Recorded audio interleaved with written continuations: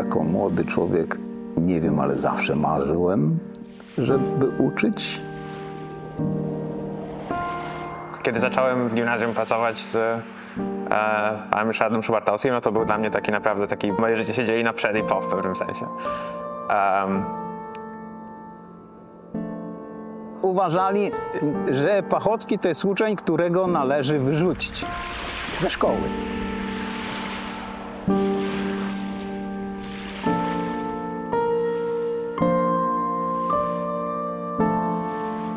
Kim jest Jakub Pachocki? Teraz jestem Chief Scientist OpenAI.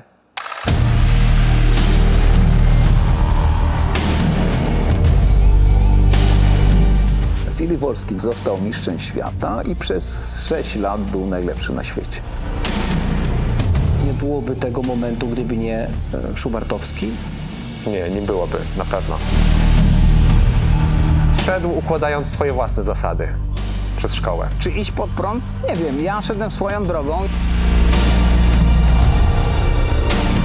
On ci pomagał nie uczyć się innych przedmiotów? To też. To jest zupełnie coś unikalnego. Nigdy wcześniej się z czymś takim nie spotkałem. Zachodziło XI jest równe YI, że to jest taki wierzchołek. Ryszard Szubartowski pozwolił mi zrozumieć, na czym polega praca twórcza. Myślę, że profesor Szubartowski jest moim mistrzem. Tak, nazwałbym go mistrzem. Czuje się pan mistrzem w swoim fachu? Wracam też do metody Szubartowskiego. Bo on jest mistrzem w tworzeniu mistrzów, według mnie. Edukacja powinna wyglądać tak, jak ta metoda. Pytają, co ja robię, że te dzieci się uczą.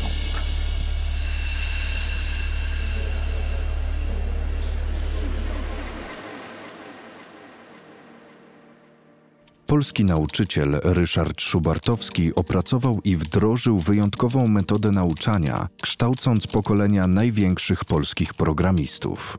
Jego elementarną częścią jest tutoring młodzieżowy. Co to jest za telefon? Pana profesora. Nie, ja wyłączyłem. O kurde, nie wiem, kto to jest w ogóle, może to uczeń nawet, ale...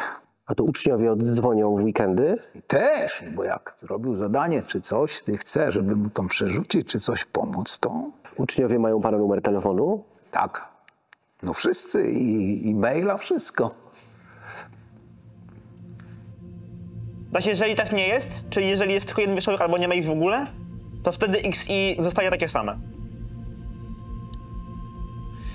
Wiemy o tym, że suma tych długości przedziałów, w zasadzie, że to jest po prostu równe sumie długości przedziałów. N minus D przez 2 do N plus D przez 2.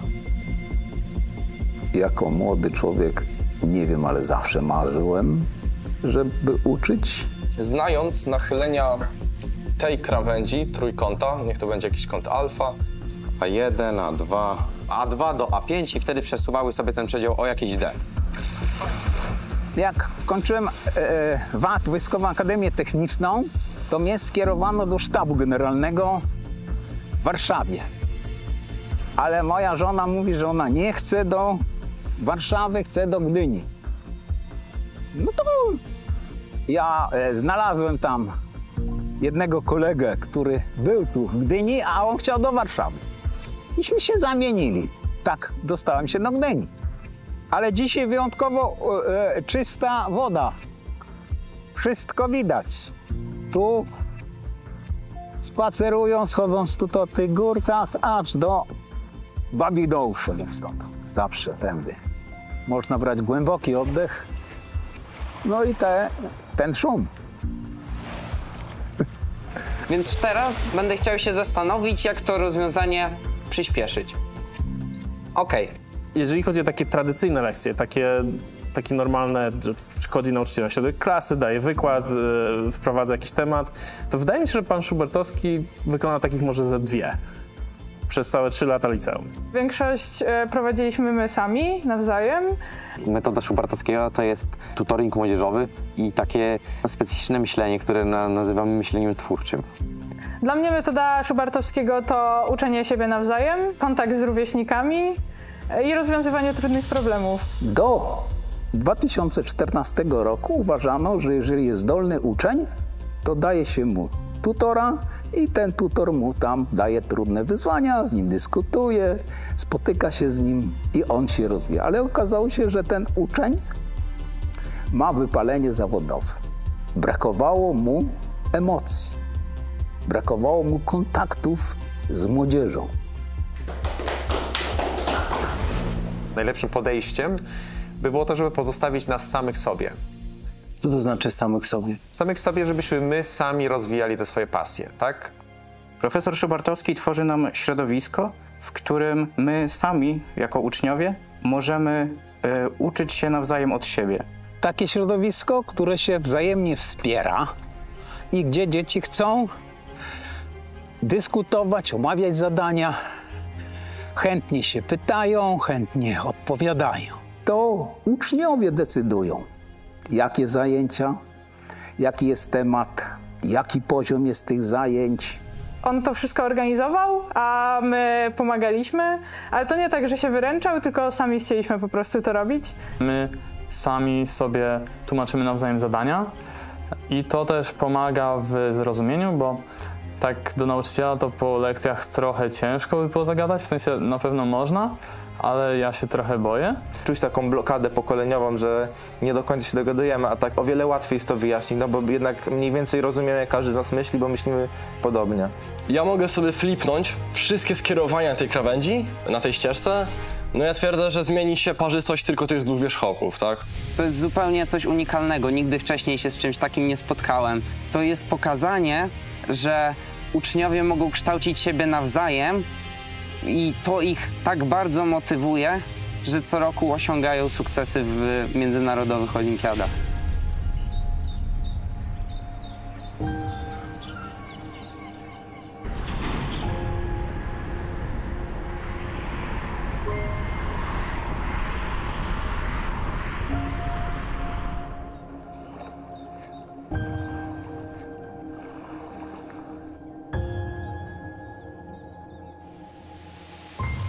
Pamięta pan Filipa Wolskiego? Oczywiście, Filipa Wolskiego pamiętam, dlatego że on był pierwszym uczniem, który do mnie podszedł i powiedział w drugiej klasie gimnazjum, że chce być najlepszym informatykiem w Polsce. Tak powiedział? Tak powiedział. Ja mu mówię, będziesz, ale musiałbyś rano przychodzić o 7 i o 19 wychodzić. Tak sobie zażartowałem. A on mówi, nie ma sprawy, będę przychodził. I faktycznie zaczął przychodzić, ja też musiałem wcześniej przyjechać i pracował. I został mistrzem świata. Tak, został mistrzem świata i przez 6 lat był najlepszy na świecie. Pamięta pan moment, w którym dowiedział się, że został mistrzem świata? Tak, bo przede wszystkim do mnie zadzwonił profesor Dixt z takim prawie płaczem. Pamiętasz moment, kiedy dowiedziałeś, że wygrałeś Międzynarodową Olimpiadę Informatyczną, że jesteś najlepszym młodym informatykiem na świecie? Tak, pamiętam jeszcze dzisiaj. No pamiętam oczywiście ogromne szczęście, a pamiętam jakieś takie urywki z tego wyjścia na scenę i tak dalej.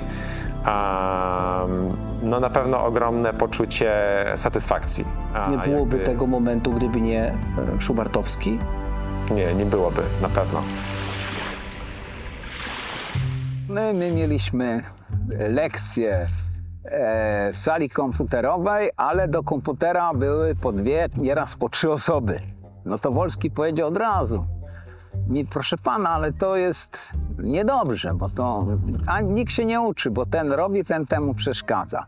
Podzielmy klasę na 2 grupy, jedna niech idzie na boisko grać w piłkę, a druga niech się uczy, a za godzinę odwrotnie. No ja mówię, dobra, chcecie? No i chcieli. I tak się szybko zaczęli dobrze uczyć. On po prostu swojego zdania nie bał się. Startował w matematycznej olimpiadzie i tam pan profesor sprawdził zadanie, że jest błędne i tak dalej. A on się odwołał i powiedział, że to nieprawda, że jest dobre. No to jeszcze raz sprawdzili i dalej mówią. A on publicznie powiedział, że profesor się pomylił. Publicznie. Jezu, jaka afera wyszła.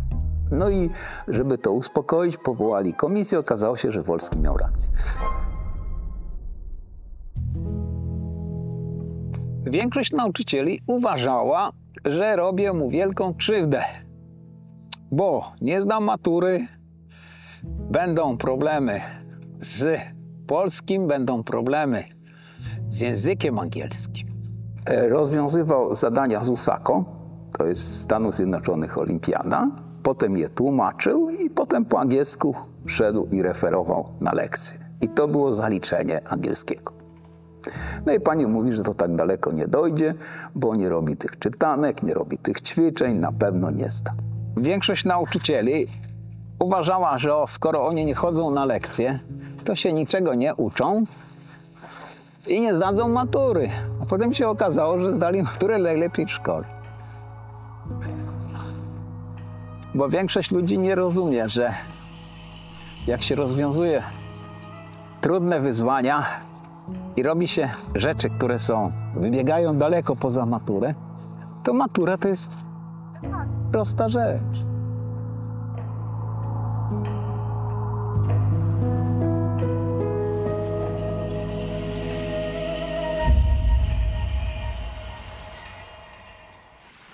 Ty miałeś świadomość tego, że wszyscy kolejni uczniowie Szubartowskiego byli wychowywani w trochę takim twoim kulcie?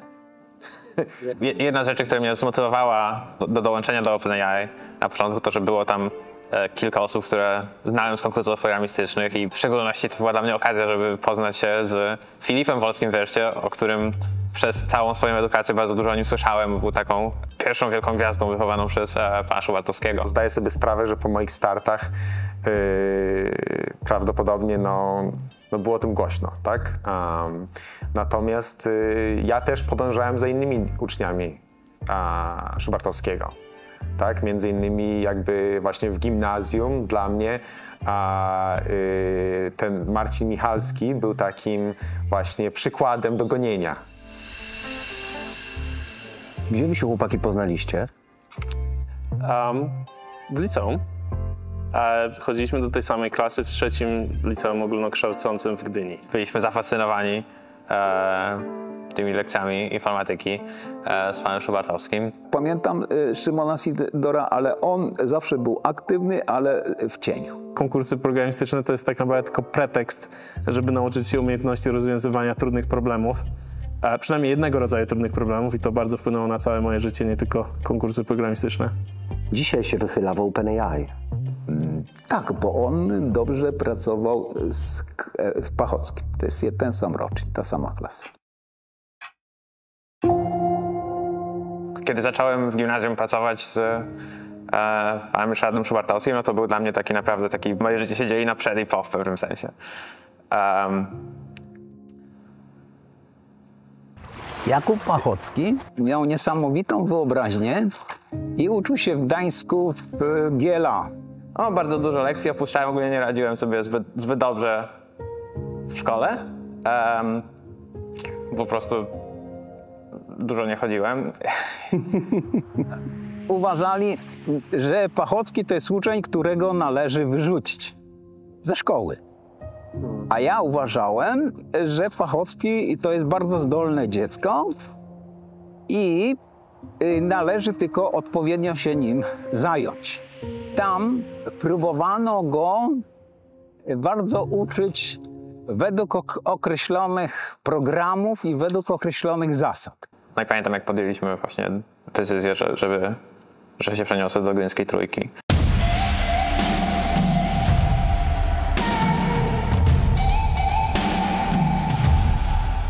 Była prośba, żeby może przyjąć Kubę do naszej szkoły, a ja właśnie lubię takich nieuczesanych, nietypowych uczniów. I to był strzał w dziesiątkę.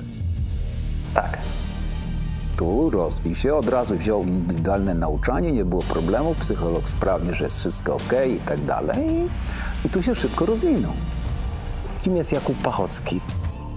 Teraz jestem Chief Scientist w OpenAI. Profesor bardzo często o nich opowiada, w bardzo takim korzystnym świetle, ale mówi też o ich codziennych problemach, co z jednej strony pokazuje nam, jaki duży sukces osiągnęli, ale z drugiej pokazuje, że mieli dokładnie te same problemy, jakie mieliśmy my, będąc na naszym miejscu, tak? I to nas bardzo motywuje do dalszej pracy. Tutaj każdy słyszał ich historię. No wiadomo, że jakby te nazwiska zawsze tworzą perspektywę tego, że tutaj górna granica sukcesów, które można osiągnąć w pracy, nie istnieje. Wszystko zależy od tego, jak dobry jest człowiek w tym, co robi. Jedna ciekawostka taka z przeszłości to jest, że był taki moment dość wcześniej w OpenAI, kiedy OpenAI miało około 50 osób, więc jeszcze to było dość taki mały zespół. I tam wśród tych 50 osób było 10 Polaków. I wydaje mi się, że chyba z 4-5 osób wtedy były z trzeciego liceum ogólnokształcącego w Gdyni.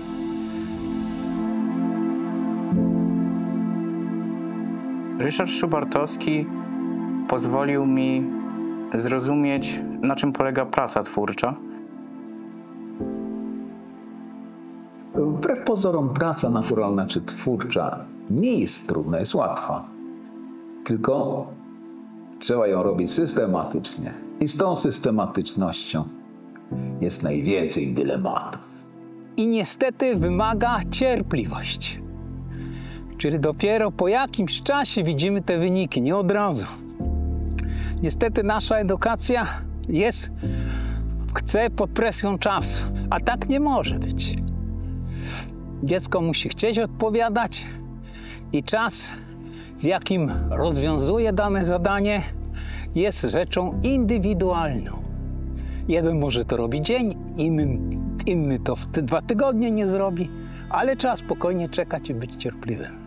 Że te wszystkie systemy uczenia niestety nie rozwiną nam intuicji. Intuicja jest na pewno bardzo ważna, bo to też tak jest, że jak jest jakieś zadanie i my próbujemy je rozwiązać, to mi się czasami tak zdarza, że udaje mi się je rozwiązać, ale nie wiem tak do końca dlaczego to działa. Intuicja się rozwija. Muszą być wysokie emocje z tym związane, ale społeczne. Często jest jedna osoba, która tam wymyśli jakąś kluczową obserwację i potem jest taka cała podekscytowana, tam tłumaczy swoim znajomym z jakiegoś kółka swoich znajomych. To tworzy w nas taką więź emocjonalną z tym zadaniem, przez co dużo łatwiej nam je potem zapamiętać i dużo łatwiej jest wymyśleć nowe zadania, bazując na poprzednich doświadczeniach. Wydaje mi się, że ich celem było mniej, żeby nas nauczyć, jak coś robić konkretnie, tylko bardziej, żeby nas zainteresować i pokazać nam, dać nam takie uczucie, że tam się głębiej kryje jakaś magia, którą chcemy poznać.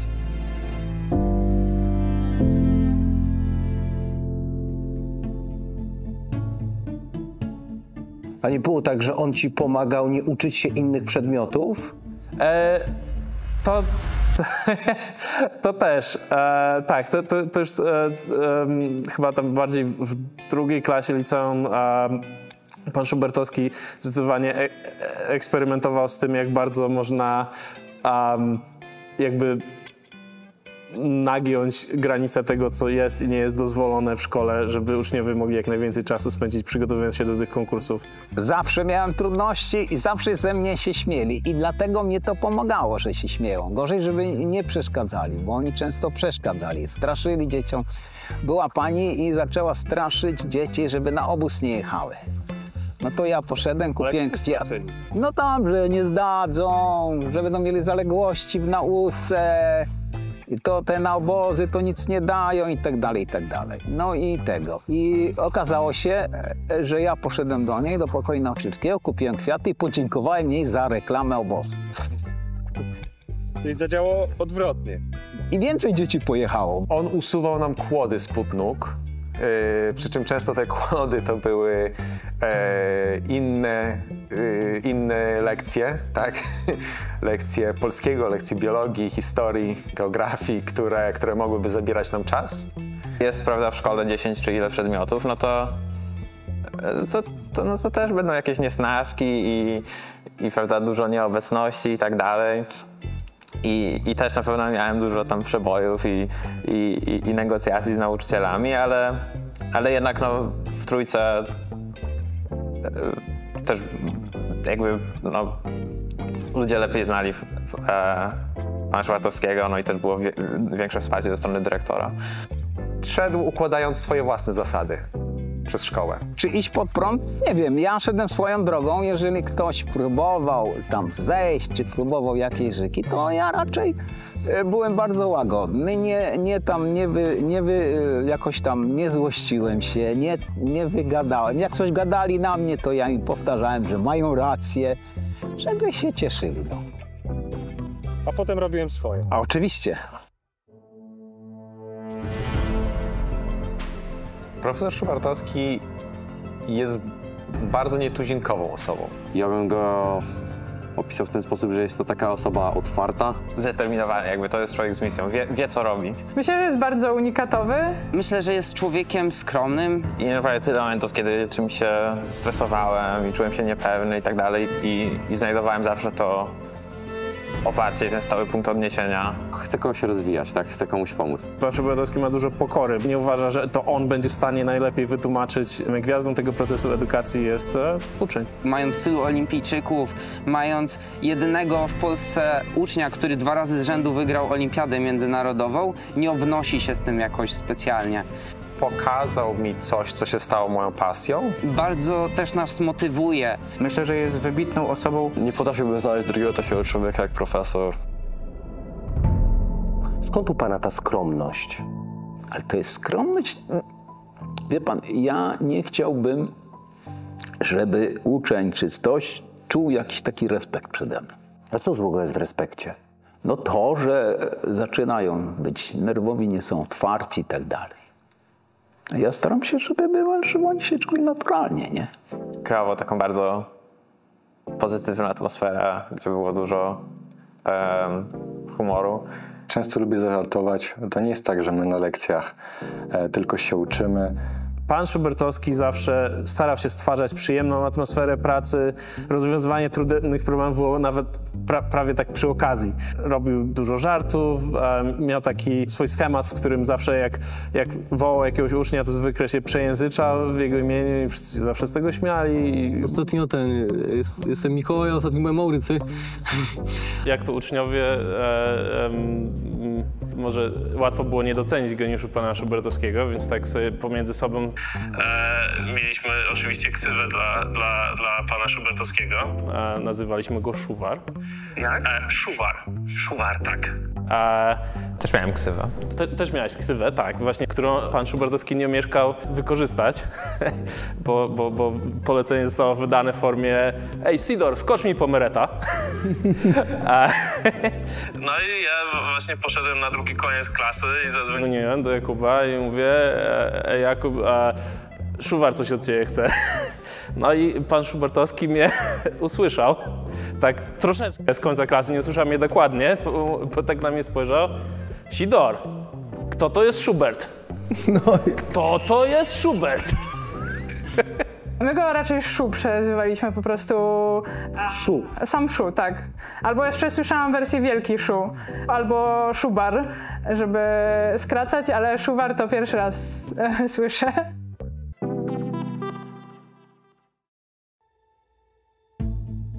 Czym te zajęcia różnią się od standardowych zajęć informatyki?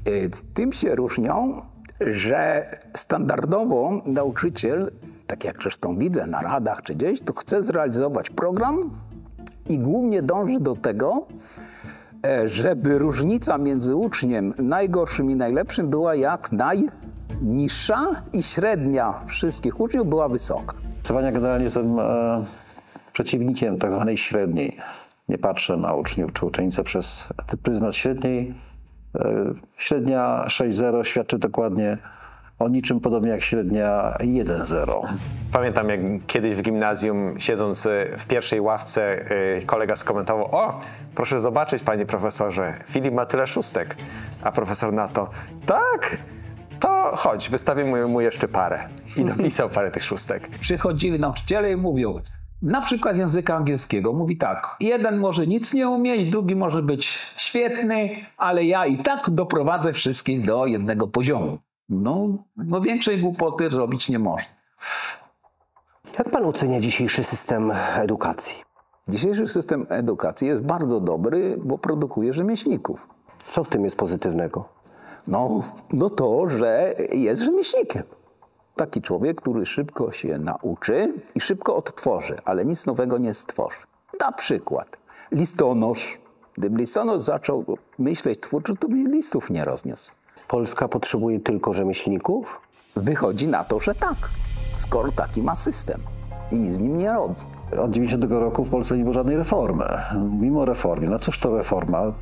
To, że zmienimy system z 8+4 na 6+3+3, tak jak było z czasów gimnazjum, czy teraz znowuż 8+4, to jest nieistotne, to nie jest żadna reforma. A co zrobić, żeby tworzyć takich Pachockich, Filipów Wolskich? No przede wszystkim uczeń wybiera, powiedzmy, minimum 5 przedmiotów, których chce się uczyć i które będą oceniane. Kilkanaście przedmiotów? Rodzice akceptują ten styl nauczania pana? Czy zdarzają się oponenci? Przeważnie są oponenci. Rodzice, którzy na przykład chcą, żeby dziecko było ze wszystkiego dobre i tak dalej, a nie ma na przykład do tego czy do tego predyspozycji. Ale nasz dziadek tak robił, ja tak robiłem i ty też tak musisz robić. Czy najpierw masz mieć wszystkie szóstki, dopiero się jakimiś olimpiadami daje. I tak większość rodziców uważa, że stopnie są ważniejsze od ich rozwoju. Ale żeby się rozwijać i pracować twórczo, to on w danej dziedzinie powinien tygodniowo pracować około 20 godzin. On nie może ze wszystkich przedmiotów tak pracować, to jest niemożliwe. Jakby pan mógł coś powiedzieć, z czymś zostawić nauczycieli, którzy nas oglądają, i rodziców, którzy nas oglądają, obejrzą ten materiał, to co by chciał im pan powiedzieć? No to, żeby doceniali swoich dzieci, pozwalali im się rozwijać i szanowali ich decyzje. Profesor Szubardowski był naprawdę takim mentorem dla mnie i nie tyle bezpośrednio uczył jakichś technik algorytmicznych, co uczył mnie, jak się uczyć, ale też w jakimś sensie... Jakim być człowiekiem? Trochę tak. Nie jest ważne, jak rozwiązujemy te zadania, nie jest ważne, w jakim języku programowania to robimy. Najważniejsze jest to, że potrafimy rozwiązywać problemy, które będzie przed nami też stawiał późniejszy świat. I to jest ta największa rzecz.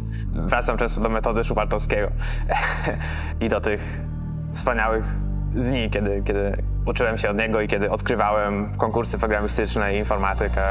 No, bym powiedział, że informatyka. Przez te lata stało się ważną częścią mojego życia. Nazwałbym to chyba największą pasją.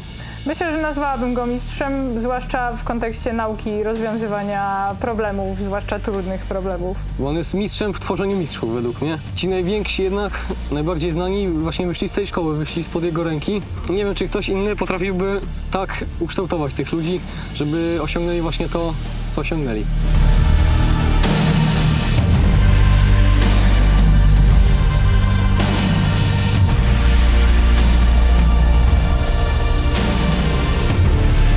Uzyskałem tytuł finalisty z wyróżnieniem. Złoty medal na Europejskiej Olimpiadzie Informatycznej Dziewcząt. Tak, tytuł laureata. Jestem laureatem Olimpiady Informatycznej. Udało mi się 2 razy do drugiego etapu dostać. Bez tutoringu młodzieżowego na pewno nie udałoby mi się tego osiągnąć. Szubardowski. Szubardowski. Profesor Szubardowski jest moim mistrzem. Ryszard Szubardowski, profesor oświaty, nauczyciel Gdyńskiej Trójki. Mamy to. Bo tam mogę jeszcze dodać informatyki, ale po co? Krótko.